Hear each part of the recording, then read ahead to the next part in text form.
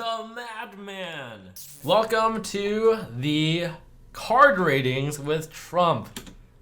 And welcome to the review of the review. I learned a lot from my Mean Streets of Gadgetzan ratings, and I have spent tens of hours looking at these cards and theorizing them and putting them in decks and thinking about what the new meta will be. These cards are rated based off of how often I think they will be seen in the new standard format.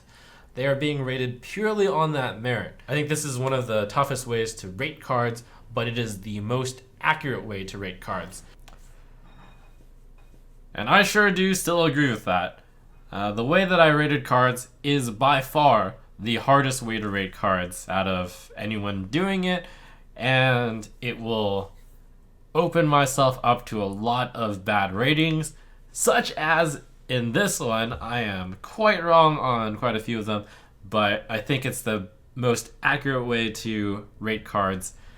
We can compare them directly with a standardized, streamlined system of how they actually played out in this meta. Through tinkering through decks and ultimately through the playing of these decks, there will be less of these, but I found 17 main archetypes of decks. Elemental Shaman, Pirate Warrior, Quest Hunter, Handlock, Zoo, which is a discard lock without quest, Quest Warlock, which is a kind of control Warlock deck, which will try to complete the Warlock quest, Jade Shaman, Midrange Hunter, Murloc Shaman with the quest, Tempo Elemental Mage, Aggro Rogue, which has the Water Finja package, Beast Druid with the quest, Hand Buff Paladin, note not Buff Paladin, but the Mean Streets of Gadgetzan buffs, Jade Druid, the Mage quest, which seeks to take an extra turn, Midrange Paladin, and Aggro Shaman.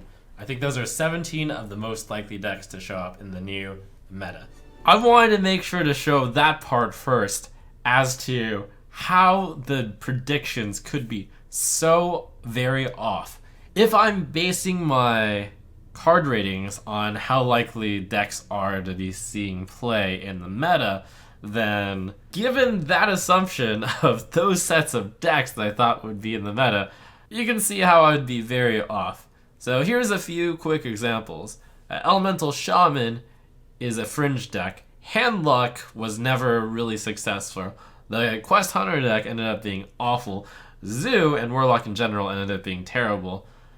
Murloc Shaman ended up being too weak to be valid. The Quest Warlock never was really viable enough to even make work. Tempo Elemental Mage ended up becoming Burn Mage instead and really didn't have anything to do with elementals. Water Rogue, which I expected to be good because it was good previously, and it is starting to see a little bit of more headway now, is at best a minor deck. Beast Druid never saw any play. Hand Buff Paladin never saw any play. The Quest Mage is a fringe deck, and Aggro Shaman is too weak, although right now there is a Token Shaman deck, which is not really similar. Unguro is an amazing expansion. I said something along the lines of 17 decks, and I think that a few will be cut because of not really being viable. It turns out that there are 18 decks that are viable right now, and they're all like tier 1 or tier 2, so I really mean it when they're viable. And just outside of that 18 list, there's some decks that are still fringe viable. So here's a few of the decks that are great in the meta, which weren't even on the radar before. Token Druid, and my bad on calling the Warrior quest and the Rogue quest complete trash, but those are decks. Murloc Aggro Paladin is a deck. Freeze Mage is back. I thought it would go away because of no Ice Lance. Secret Mage is a deck. There is a Control Mage now. It's called Burn Mage or Discover Mage. Token Shaman is a deck. Control Paladin's a deck. Silence Priest is a deck. Dragon Priest is still a deck. Even something like Murloc Warlock is kind of on the rise. There are a lot of decks and a lot of variety in Unguro. One of the developer Q&A sessions said something along the lines of, "We're really amazed by how balanced everything ended up being," and I'm really amazed. A lot more cards in Unguro, I think, over any expansion so far. are very good or viable. Along with that, this prediction was done at the same time as a huge meta shift because it was the first rotation ever. So with that set up, you can kind of see how the ratings are off. Let's begin. Jungle Giants, 4 stars. I think a 6 mana 8/8, which discounts everything in your deck in the future, is decent enough. Plus, it's the build around. Plus, you can run Nourish and Lunar Visions. Turns out that it's not a good reason to have this card just because it can be considered to be a 6 mana 8/8. When you can just play a 5 mana 8/8, Bittertide Hydra. So why jump through all those hoops? Barnabas and Jungle Giants ends up being a 1-star card. Tortorlin Forager, 4 stars. A 2 mana 2/2, which adds a serious card to your hand, which can help complete the quest, is bound to be good. This card looked to be a slam dunk good card, but in practice it's just not run, and is a 1-star card, therefore. I guess this is just lower card quality, or you can't afford to fit a 2 mana 2/2 in Druid. Elder Longneck, 3 stars. I think it has a chance of seeing play in a beast deck, but more specifically in the beast deck that does the quest. So the problem with this is that Quest Druid was never a thing, so you weren't really looking to build a deck with 5 or more attack cards, and this isn't really that powerful if you're not activating the quest, so 1 star. Verdant Longneck, 1 star. It's pretty weak, costs too much mana for its stat value. Summed up by poor stat value for mana ratio, 1-star card. Earthen Scales, 2 stars. Some people argue that this would be a good card in Jade. However, I don't think Jade Druid will be a very strong card, and I don't think it fits into Beast Druid, which worries more about controlling the board and is a mid-range deck. Jade Druid ended up actually using 2 copies of this in most of the versions of it. Took a while for it to get there, though. Jade Druid is a tier 2 deck, and Earthen Scales sees play in most all of them, so this is a 4-star card in practice. Shell Shifter, 4 stars. This card works with the Druid quest, so a lot of these predictions were predicated on the Druid quest being played. Shell Shifter ends up being a better Taz Dingo, better Sen'jin Shieldmaster, but that doesn't make a card good enough, so it turns out to be a 1-star card, as it's not played. Evolving Spores, 1 star. Savage Roar is probably better. Savage Roar is in fact better, and this card isn't run, so is a 1-star card. Living Mana, 1 star. It would probably be best in a aggressive tempo token deck, but I could not build a deck to support Living Mana.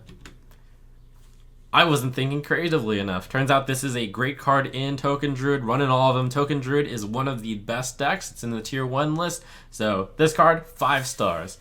Why was Token Druid kind of hard to visualize? Well, it runs a few weird cards, such as Hungry Crab, such as Bloodsail Corsair, and Patches. It wasn't that obvious to put the deck together. Giant Anaconda, 1 star. This card counts as 2 for the Jungle Giants quest. However, due to its 7 mana cost for a 5/3 stat line, it is extremely bad.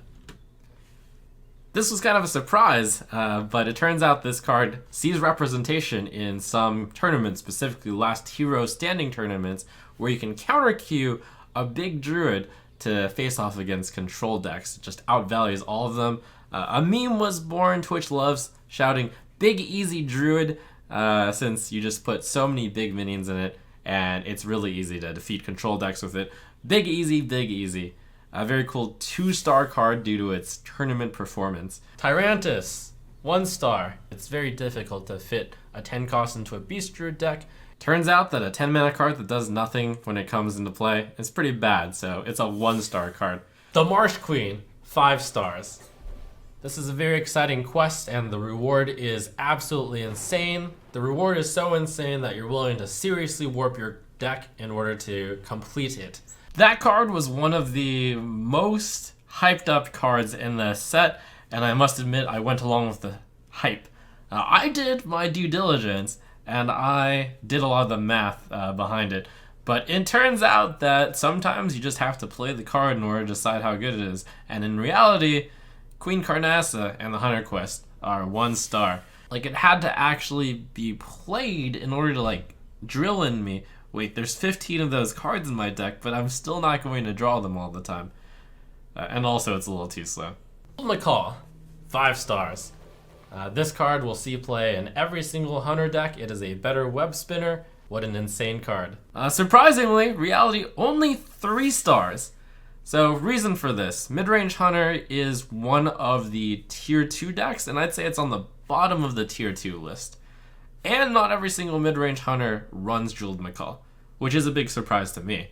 Despite 2 stars. While this card may have initially seemed pretty good to me, as well as to a lot of people, I tried to put it into my mid-range Hunter deck, and I tried to put it into my Quest Hunter deck, and I just couldn't find the room. I think this will ultimately see play maybe a tiny bit, perhaps if a lot of aggro decks come around. Grievous Bites Reality, 1 star. Turns out that it is, in fact, too difficult to fit this very useful looking card into your deck still. Crackling Razor Maw, 5 star. A 2-mana 3/2 with a very useful ability, which is worth somewhere between 0.5 and 1 mana, I think makes for a strong card. Crackling Razor Maw, actually 5 stars. So I was debating between, do I put this in the 4-star category or the 5-star category, given that Midrange Hunter is a tier 2 deck, and I decided to give this card the treatment of, alright, it's a strong enough card that it's actually pulling Midrange Hunter into being a viable deck. Without this card, it would be pretty trash. I'm going to stick with it. Crackling Razor Maw, 5 stars. Raptor Hatchling, 5 star. Kind of on the low side of 5 star, however, based on the number of 1-drop cards you need to put in the Hunter Quest deck, this one makes the cut, I would say. So this card is obviously ridiculously wrong, but it's for the very specific double down reason of the Marsh Queen. So it turns out in reality, this is a 1-star Raptor Hatchling. Terrascale Stalker, 3 stars. I think that this card will possibly see play in mid-range Hunter. Really want to hit exactly Kindly Grandmother or Infested Wolf or Rat Pack or Savannah Highmane. Terrascale Stalker, in reality, 1-star card.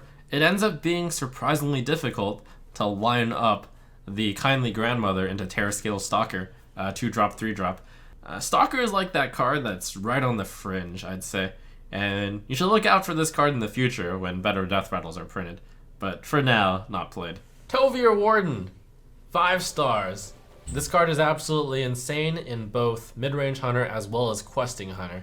Tovir Warden Reality, 2-star card. In a similar vein to Jeweled McCall, it sees some play in mid-range Hunter. This is another one of those cards that can really become really quite good if better 1-cost cards end up showing up and some more control or mid-range Hunter deck pops up. Stampede, 4 stars. I originally had Stampede at 5, however I wasn't quite sure that you could fit this into decks. Oh, good job knocking it down a star. I figure if you manage to cast Stampede and cast 2 beasts, you're doing pretty well, as 1 mana to draw 2 random beasts is fairly good. But ultimately, with a limited amount of deck spots for the Quest Hunter, maybe this doesn't end up being a 2-of in that deck. And in mid-range Hunter, maybe this is a bit too slow. Stampede, in reality, 1-star card. You'll notice that a lot of these card opinions were warped because of my high opinion of the Quest Hunter. And it turns out I actually tried Quest Hunter, and Stampede didn't fit there. And Stampede is, in fact, too slow for mid-range Hunter as well. Too clunky a card, essentially. Dinomancy, 1 star.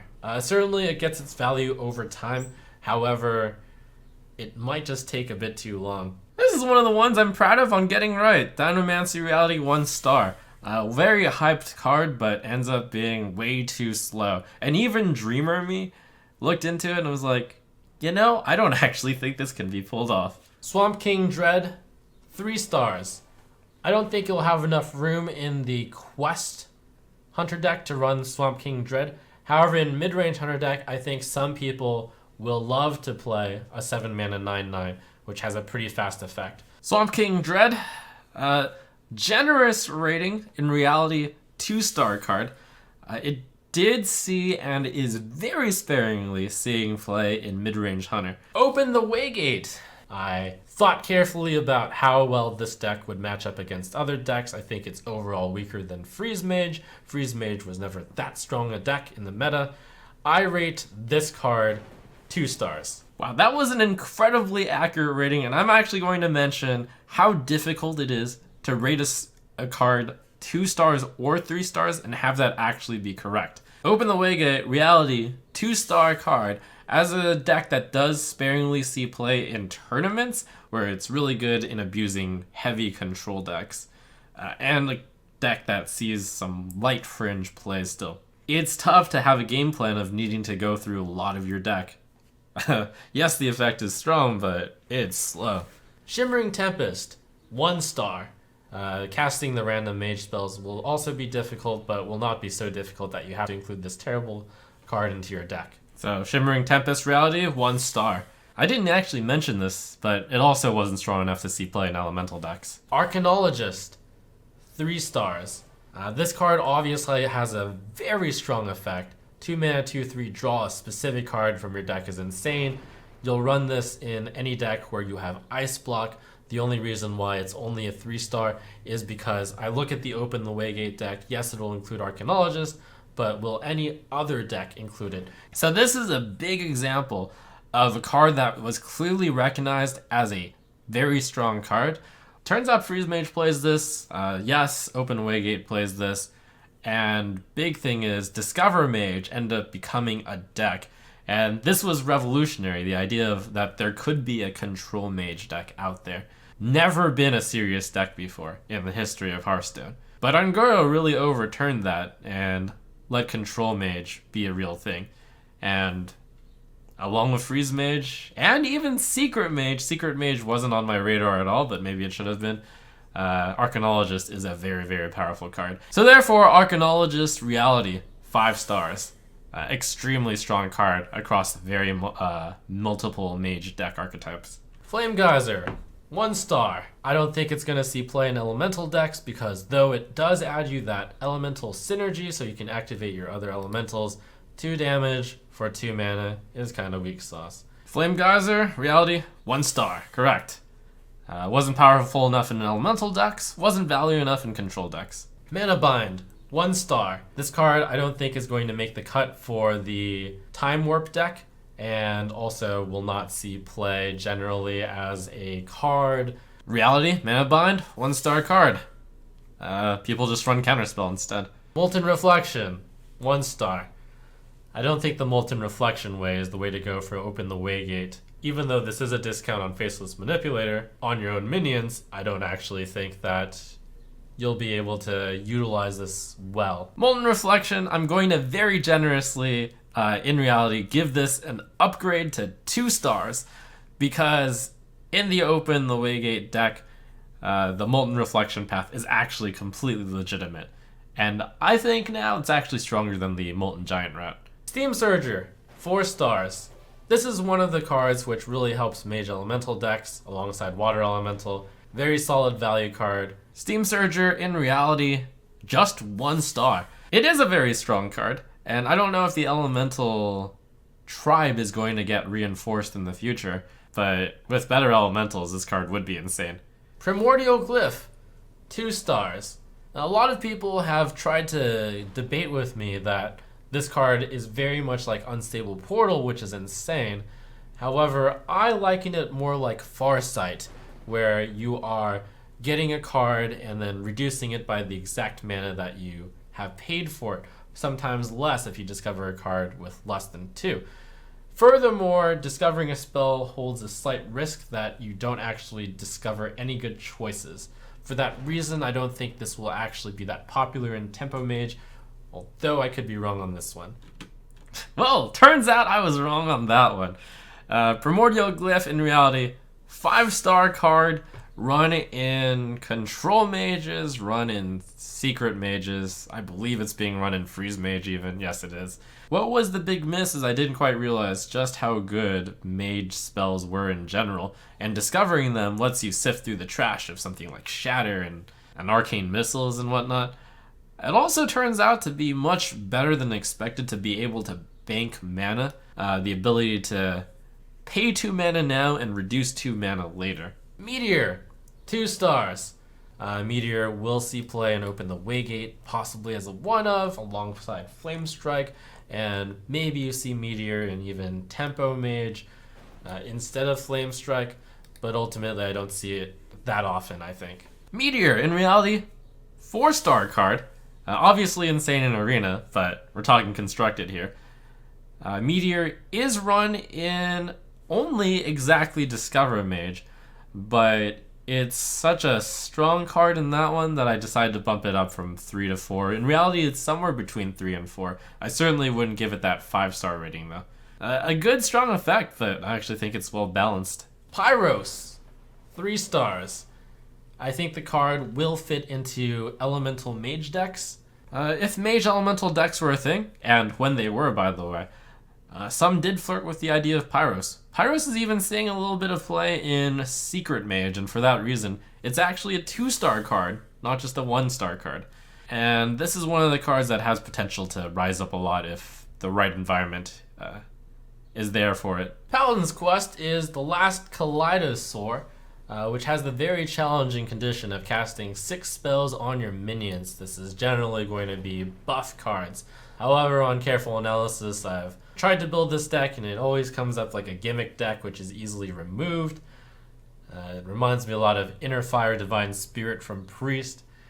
It's a cool concept, and the Galvadon is ironic thing is Inner Fire Divine Spirit actually became a thing. So therefore, I award it 1 star, and I don't think the deck is going to work. So, yep, the last Kaleidosaur ended up being really bad, comparable with the old Inner Fire Divine Spirit Priest of old.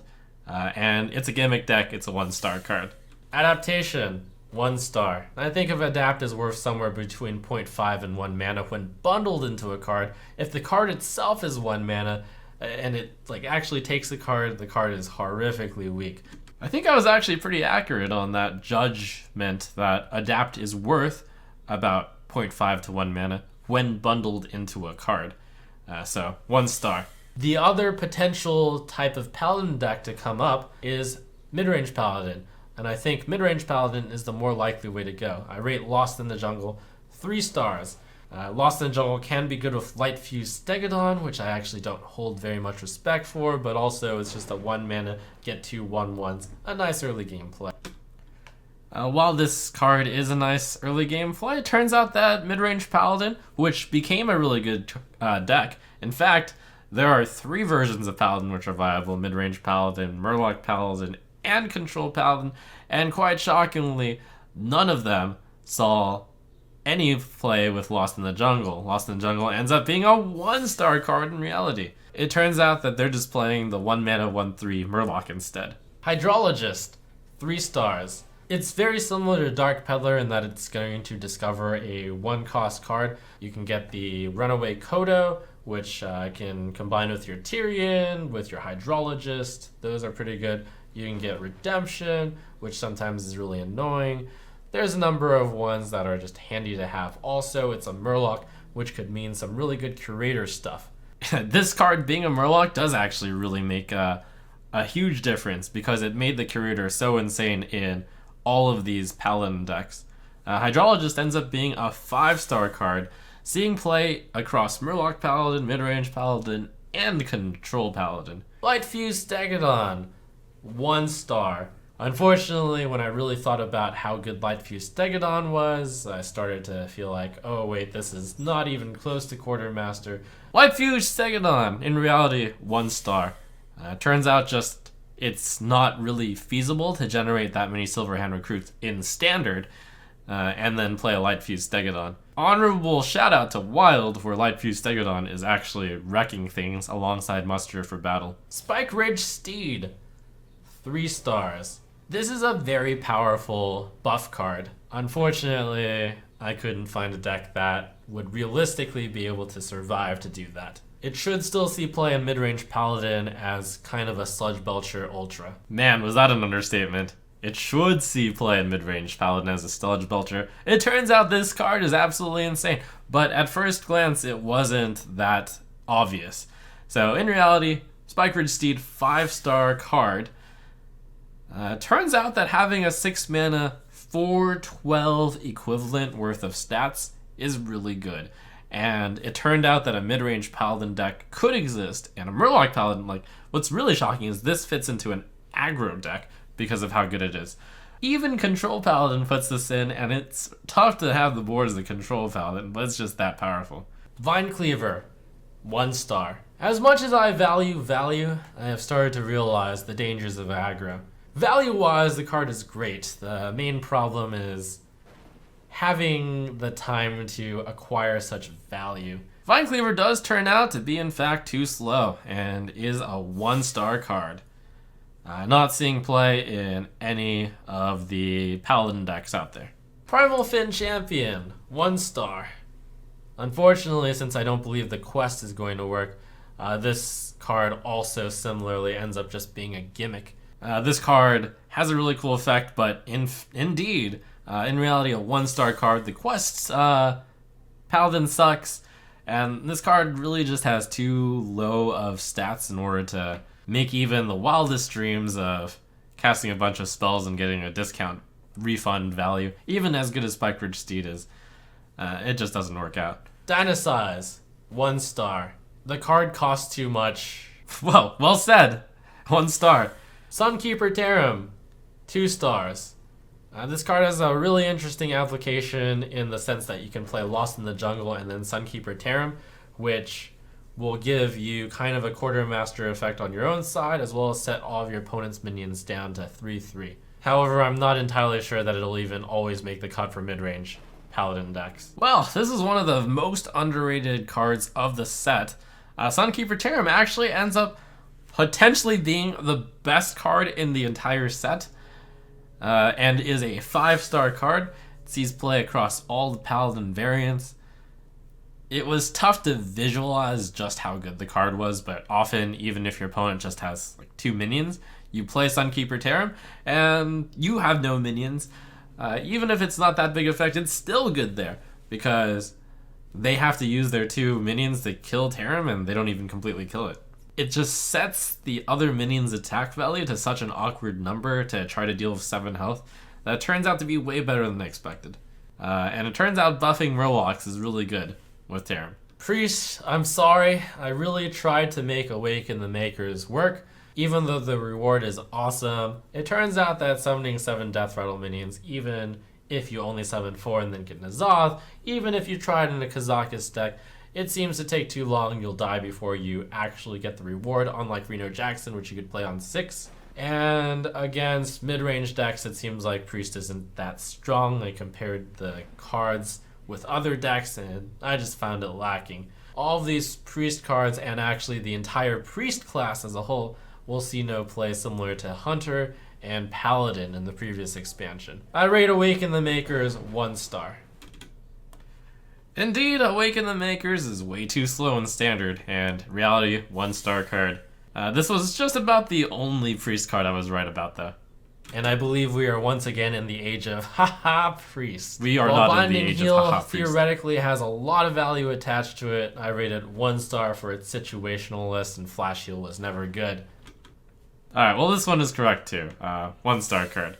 While Radiant Elemental could be a 2-mana 2/5 on turn 2 with Power Word Shield, I still rated 1 star because the rest of the Priest class isn't good enough.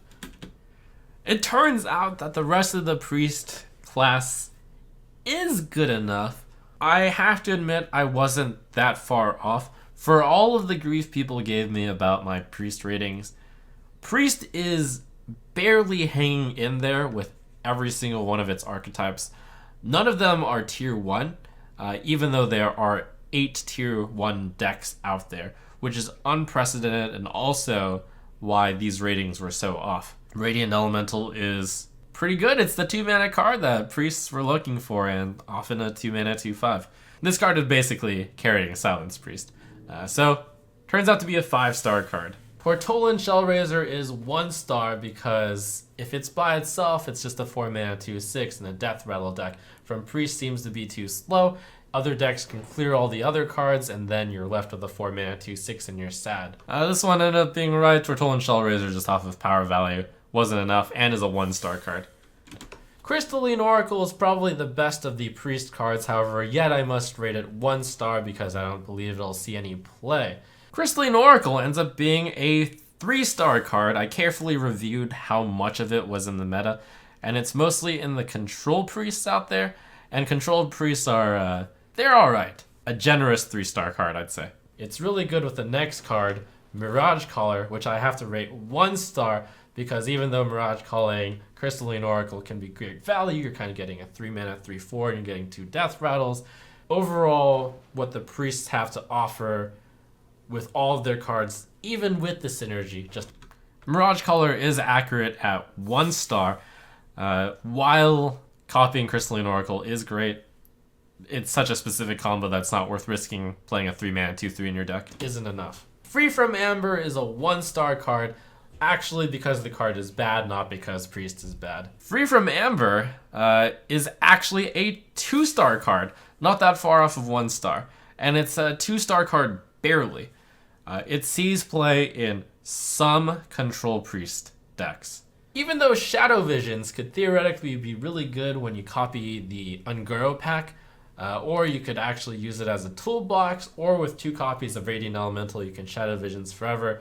Such applications are very fringe and will not be competitively viable in my opinion, so I must rate it 1 star. So this card along with Primordial Glyph are kind of my big 2-mana spell discover misses of the set. It's played across Control Priest and Dragon Priest. And Silence Priest. Silence Priest was a very big shock, and for that, Shadow Visions is a very flexible card in getting your Inner Fire or your Divine Spirit just when you need it. Alright, correct that. We will make this a 5-star card just because it does see play in every single one of the 3 Priest archetypes out there. Even though none are tier 1, I mean, if they're in all 3, then fine. One of the main deck archetypes is called Miracle Priest, where you play Lyra and your 2 Radiant Elementals, and then you try to chain all the spells, and Shadow Visions is actually a big part of that as well. Curious Glimmer Root gets 1 star because even though it's a 3-mana 3/3, draw a card, which is really powerful, it is unfortunately not enough to carry the priests. Curious Glimmer Root in reality bumped up to 2 stars. It sees sparingly played in one of the main priest archetypes of Control Priest. Sometimes in, sometimes not. Lyra the Sun Shard, 1 star. Mike Donay, unfortunately, you were wrong when you said that, unfortunately, we may have made the priest card too good. Mike Donay, you were right. I don't know why I doubted you. Apparently, you actually know a thing or two about the game after all. So, Lyra the Sun Shard gets a 5-star card. Even about 2 months ago. No, even about a month ago. Let me tell you, I was still arguing with people. You know, I may still end up actually being right. Lyra could still end up being a 1-star card. And I will say, still, Priest is still, like, even though there are 8 tier 1 decks, Priest doesn't have a tier 1 deck. But even across that, every single Priest deck is running Lyra. It's a really big part of Silence Priest, Miracle Priest. That's why Miracle Priest is called Miracle Priest, and Control Priest. You can get a lot of value with this card. I don't know what kind of things you were testing. Perhaps you were doing Lyra the Sun Shard and 2 Radiant Elementals and then somehow going infinite off of this, but I find such a proposition to be ludicrous and fringe and unlikely. No on the Lyra. No on Control Priest, no on Quest Priest. Priest, in my opinion, will not see any play in this next expansion. The Caverns Below is a quest that I really tried to make work. I thought about a lot of different ways to do it. You can activate this quest pretty early, and you can do it pretty consistently. Perhaps cards to look into would be Igneous Elemental and Firefly, since those both create flame elementals. I will say, I basically have the deck list. Ways to look at it would be to use Swashbuckler or Novice Engineer, and use bounce effects on them. I happen to use both, and I think I would have been able to get the Crystal Core pretty easily. However, the main weakness of the Caverns Below deck is that so much of the early game requires you to basically set up to get the Crystal Core, and then you play the Crystal Core, which costs 5 mana, and then after that you start to go into good stuff mode. But the problem is if you're doing not much between turns 1 and 4, you're going to die. and also the reward perhaps doesn't even win you the game instantly. Even though I thought I came up with a pretty cool The Caverns Below deck, I have to rate The Caverns Below 1 star. So here's the challenge of rating things based on how you think the meta will go. I was expecting a pretty aggressive meta. And you know, in pretty aggressive metas, turns out that Quest Rogue does in fact suck. Unlike Kivler, who really dislikes this card, I think this card is amazing. It really opens up a different way to play the game. And I actually think this card is fair as is. I'm going to say that. But due to the enormous outcry of the population, and this isn't even getting nerfed, I think, because of its power level, but it's getting nerfed kind of for the same reason why Patron's Warsong Commander got nerfed. People feel really bad about losing to this card, even though it's so fun. Opinion me. Don't lynch me. Anyways, this card did in fact become good, and is in fact a really big impact on the meta, and is so impactful, I'm not going to say so good, but so impactful that it is getting nerfed down to play 5 minions of the same name. So, hey, if a card is getting nerfed, it's a 5-star card in reality. Hallucination, I rate 1 star, just because it's your typical 1-mana Discover card. Those have not really been that successful in the past. 1-mana Discover cards have not ever been run in the past, but it turns out that Hallucination is really good in Rogue. Why? 1, it combos with combo cards. 2, Rogues with gul'dan Auctioneer, so that's a cheap draw. 3, it turns out that this is actually one of the best Discover cards out of all the 1-mana cards, Discover cards, because you're actually discovering a good card. So for the reason that it's a 2 of in every single Miracle Rogue list, Hallucination gets a 4-star rating, and it's also in some other decks sparingly. Razor Petal Volley, I rate 1 star, and I actually find the card extremely offensive because it's so weak. I kind of understand that perhaps this sets up a rogue theme of this card is 3 spells in 1, and that's kind of interesting. I can respect that, but right now it seems to have no application whatsoever. When we looked at this card, everyone laughed, and we're still mostly laughing, but Razor Petal Volley was actually tried out.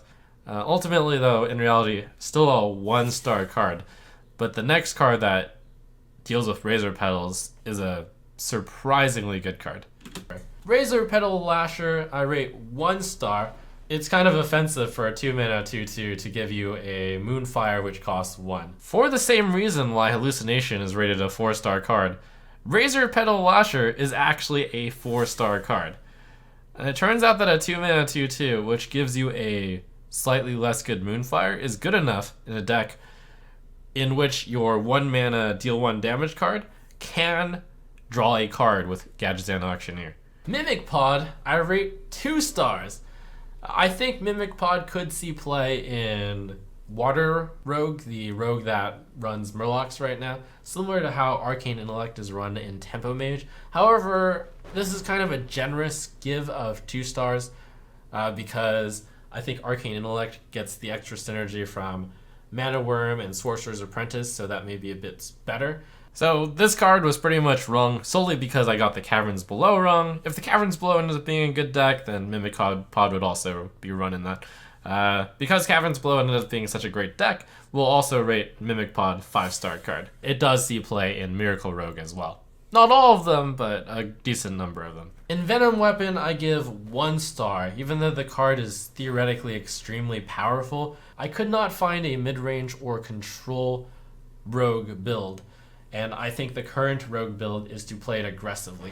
It's actually a little bit surprising that this card, given that Miracle Rogue ended up working, didn't see play in it. And it's kind of strong. Maybe in a different meta. Turns out you can't use your face for that much damage.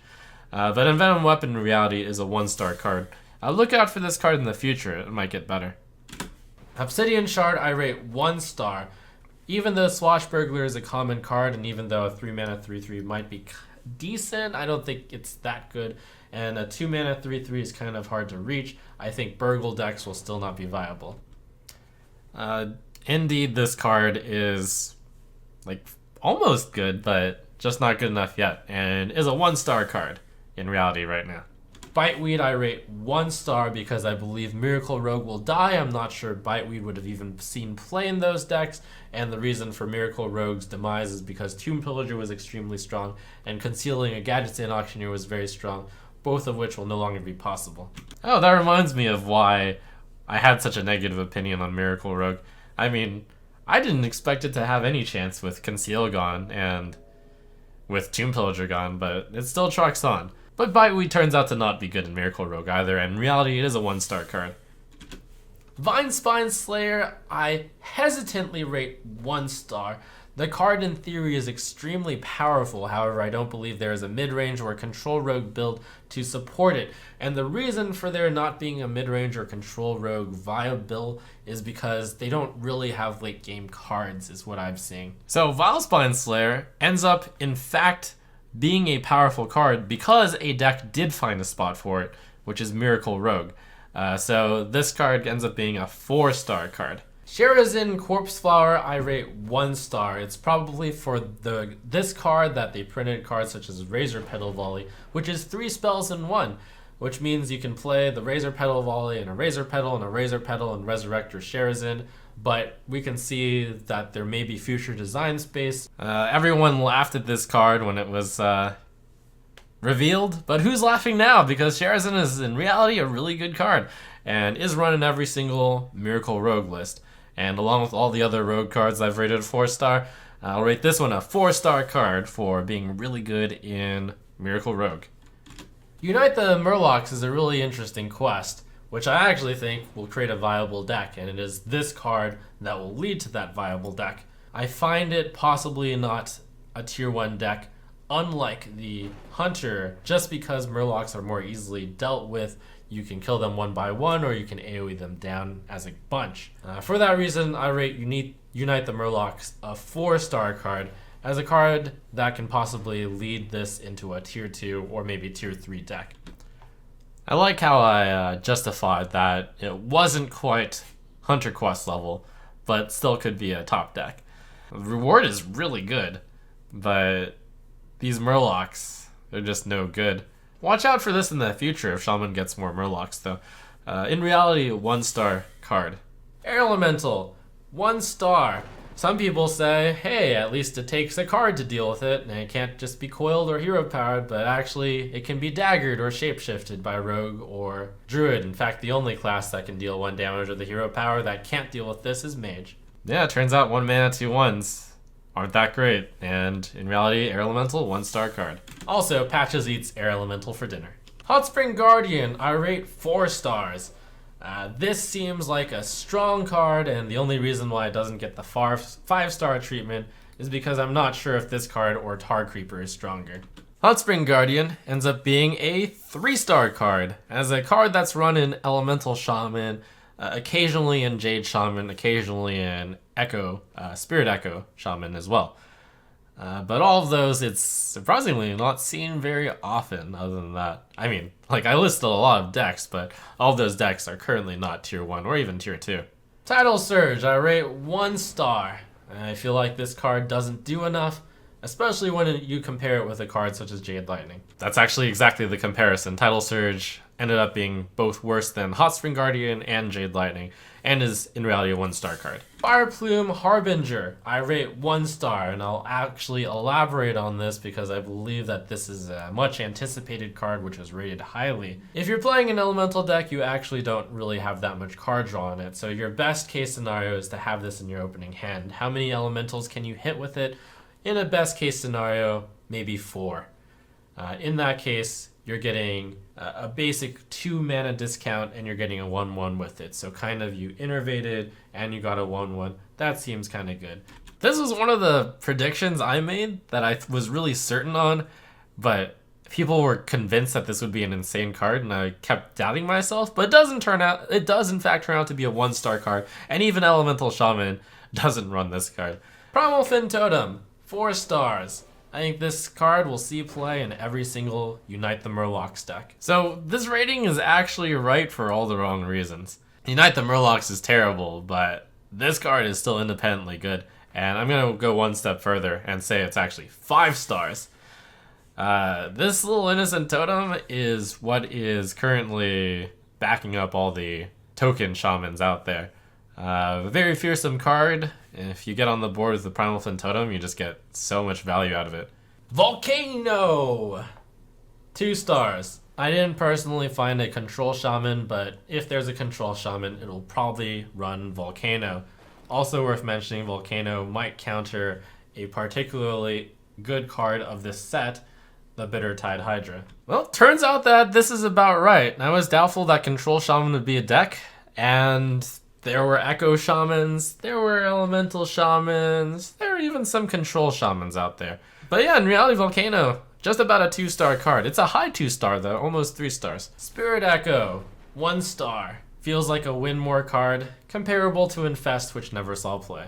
Spirit Echo is actually one of the more surprising cards out there, spawning an entire type of deck, Jade, Shaman, Spirit Echo.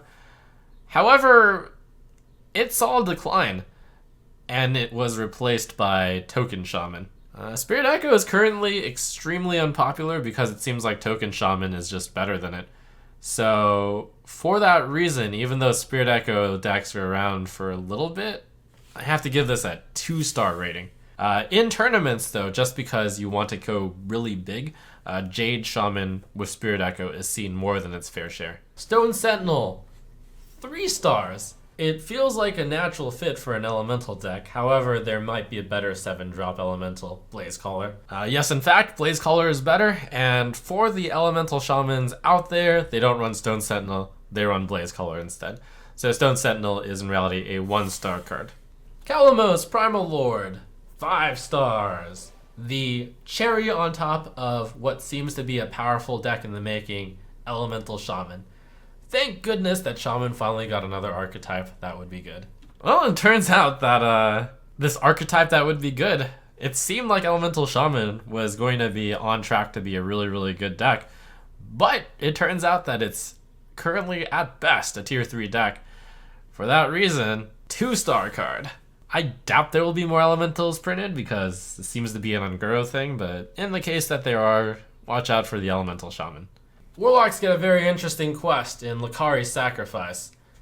This looks like it fits really well into the traditional Disco Zoo deck. However, I believe that Disco Zoo may be better off not running Lakari's Sacrifice, and it's a bigger control discard deck that is going to enjoy Lakari's Sacrifice.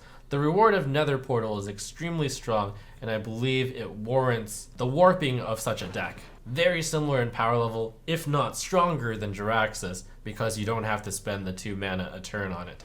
And you don't have to pay 9 mana for Jiraxxus, all you have to do is the 1 mana quest, and then the 5 mana portal. Building a Lakari Sacrifice deck is going to involve putting in Lakari Fellhound and Doomguard, all the usual suspects of Zoo, however just not running the 1 cost or 2 cost as much, but going bigger with cards such as Abyssal Enforcer, and I feel like the sacrifice is worth it. I rate Lakari Sacrifice 5 stars for its great potential. It turns out that the sacrifice is not worth it. This is one of those cards that had to be played in practice to know the despair of filling your hand with awful cards such as Fireflies, and then discarding them, and then ending up discarding your other cards instead. And even if you actually discarded your fodder, it wasn't very good. It is comparable to Jiraxxus once it gets running, but getting it to run is much harder to play than playing Jiraxxus. And playing Jiraxxus is hard enough to do in this meta while we're talking about it. In fact, Warlock sees no play in this meta whatsoever. So spoiler, every single card is a 1. 1 star. Ravenous Pterodax I value at 2 stars. And that's because I value adapting twice at about worth 5 stats. So I'm valuing this card at about a 4 mana 6/7. However, you have to destroy a friendly minion, which on average might be -1/-1, which might be more like a 4 mana 5/6 then. Watch out for this card in the future if some Deathrattle cards are being printed, more eggs perhaps. Pterodax ends up being a 1-star card. Lakari Fellhound I rate 4 stars. It seems like a natural fit into the Lakari Sacrifice deck. Lakari Sacrifice deck ended up sucking. This card is pretty bad without the Lakari Sacrifice deck. It's a 1-star card. I rate Tarlurker 1 star. In its best case, which is when it's on defense, it's a 5 mana 4/7 taunt, which is good. However, when it's on offense, it's a 1/7 taunt, and that's pretty weak. I don't think I had much to say about this other than, I mean, 5 mana 4/7 taunt actually sounds pretty good to me at this point, but there are no control Warlock decks out there, so it is a 1-star card. Corrupting Mist, I rate 2 stars. Even though this looks like the dream, the Doomsayer that always goes off successfully, one of the reasons why Doomsayer is powerful is that it prevents opponents from playing minions on that turn. Actually, a very large reason why Doomsayer is good. With Corrupting Mist, you guarantee that their board dies, but you have to take some damage. And also, I don't see any archetypes that make this work well. We would probably just run Corruption instead, and we were a bit bullish on Corruption being good because of Reno-Lock running one copy of it. Anyways, Corrupting Mist ends up being a 1-star card, and I think even in the future, when Warlock gets better, it may still be bad, and you would probably just run Doomsayer instead. Maybe. Feeding Time I value as 1 star. It is the fixed implosion, but it turns out that the average value of implosion when you raise the card by 1 mana makes the card significantly unplayable. The mana cost is too high. In reality, it is a 1-star card. Cruel Dynamancer, I rate 1 star. It's a big fall from grace because initially I did put this into my Lakari Sacrifice deck. However, I started realizing that there was the very real chance that this card would end up just summoning various garbage cards that were discarded. You can't control your discards, and furthermore, it's a Deathrattle. Perhaps you just settle for Cairn instead if you were to go for such a value card. I will mention one awesome meme deck that happened. If you end up discarding a Cruel Dynamancer throughout the course of the game, and you play Spirit Singer Umbra and then Cruel Dynamancer, you do fill your board up with 5/5s. But boy, is this still bad. 1-star card. Blood Bloom, I rate 1 star. This is a very fascinating effect. However, it turns out that most of the Warlock cards you can cast, the spells, aren't that useful. So fun fact, this card actually featured in Stansifka's tournament winning deck. So from that perspective, maybe I should have called this a 2-star, but it was such a fluke and it was so early on in the meta. This is a 1-star card, but Blood Bloom and Doom was basically that thing, and it was kind of cool. Look out for this card as more good spells get printed for Warlock in the future. Chittering Tunneler, I rate as 2 stars. The damage dealt to the hero is kind of painful, but when you compare it with Life Tap, you're basically getting a 1 mana 3/3, and you're discovering a card which you can just choose the bad card. Maybe you discover Sacrificial Pact and you don't even lose any health. That's kind of nice. Why is that important? That's because you can just throw away the card to cards you discard towards the Lakari Sacrifice. This may be a card that's significantly better than 2 stars. This is one of the cards that does have potential if Warlock ever gets some healing tool. But for now, it ended up being a 1-star card. And welcome to Disco Lock and Lakari Sacrifice decks. Pretty much best card, the Clutch Mother Zavis, which I rate 5 stars.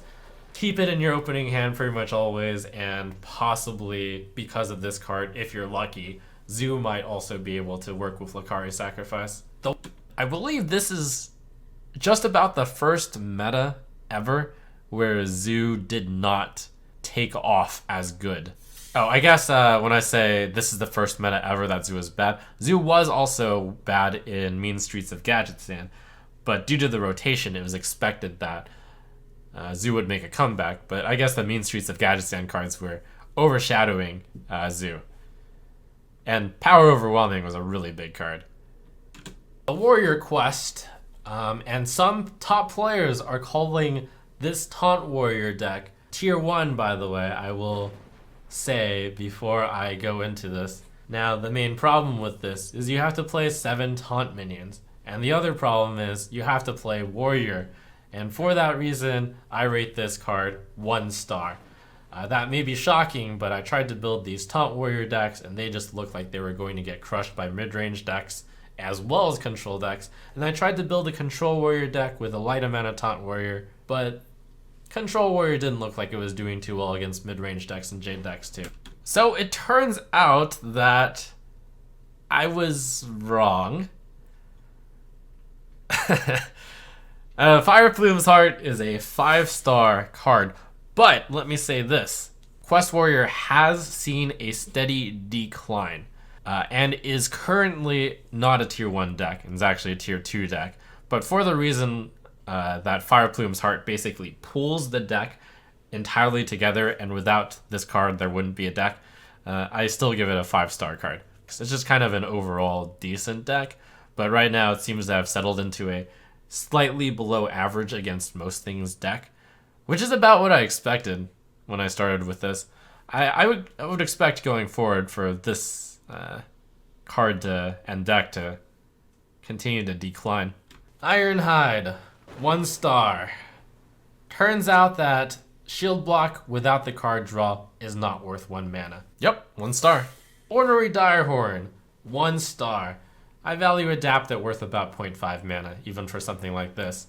And yes, this counts for the quest, but this is a 5/5 Taunt, which would probably be worth about 4.5 mana. And then you roll in the Battlecry Adapt with it, so I'd say this card should be fair at 5 mana. I am going to raise this to a 2-star rating, just because it fits into some Fire Plume's Heart Quest Warrior decks. Why? Because it literally is the only 6-drop that they play. And that's the only reason why it sees some light amount of play as a 1-of in some of their decks. But that's good enough to make it into the 2-star world. Tarlord, 1 star. Even though this might be a good Control Warrior card, I don't see enough tools for Control Warrior to make this work. Sorry, Tarlord. I got this right for all the wrong reasons. Quest Warrior was good, but Tarlord isn't good enough to put into it. So, 1 star after all. Molten Blade, 1 star. I was thinking about whether or not this card might see a little bit of play in Pirate Warrior, which is the warrior deck archetype that will still survive. And no, it won't, because you just want to run your good Fire War Axe and your Arcanite Reaper. Yep, 1 star card. Turns out that it's really bad to draw the Molten Blade, and cards that don't do anything the turn you draw them, they have to be pretty amazing. Cornered Sentry, 1 star. Even if Taunt Warrior ended up being a thing, Dirty Rat ends up being better than Cornered Sentry. That's exactly right. Instead of Cornered Sentry, people played Dirty Rat. Sometimes. Dirty Rat not in all of the decks. Cornered Sentry, 1 star.